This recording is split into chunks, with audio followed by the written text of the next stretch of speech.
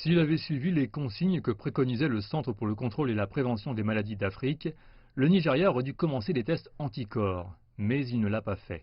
Et les responsables de la santé n'ont pas annoncé exactement quand ce test commencera.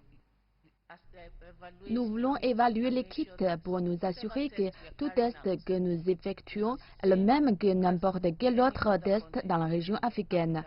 Parce que nous avons tous les réactifs que nous utilisons, les kits d'essai rapides anticorps sont encore en cours.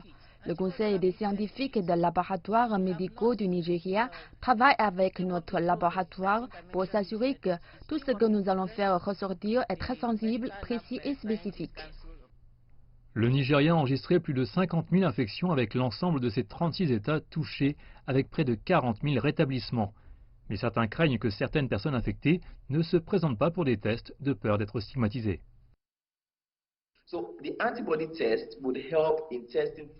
L'anticorps est tout à fait crucial pour nous. Il nous donne une idée de l'ampleur du défi auquel nous sommes confrontés et nous permet de savoir si certaines personnes avaient été infectées dans le passé et se sont ensuite rétablies, même en sachant qu'elles avaient le Covid-19.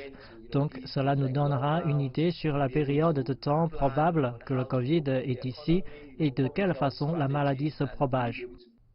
Au cours des dernières semaines, le Nigeria a enregistré une baisse des infections. Mais les autorités affirment que le pays est loin d'aplatir sa courbe d'infection.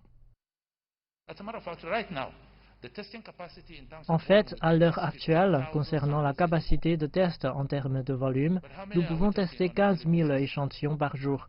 Mais combien sont réellement testés quotidiennement? Donc, notre principal défi en tant que groupe de travail présidentiel est l'attitude, notre réponse. Nous aurions notamment aplati la courbe. Nous aurions déjà amorti ce virus qui fait des ravages si nous avions simplement respecté les instructions simples.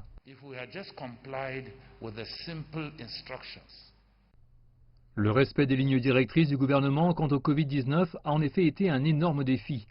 Qu'il s'agisse de se laver les mains, de porter un masque ou d'observer la distanciation sociale, il s'est avéré difficile de faire en sorte que les gens respectent les mesures. Et le gouvernement a déclaré que le pays devait reprendre sa bataille pour vaincre la pandémie.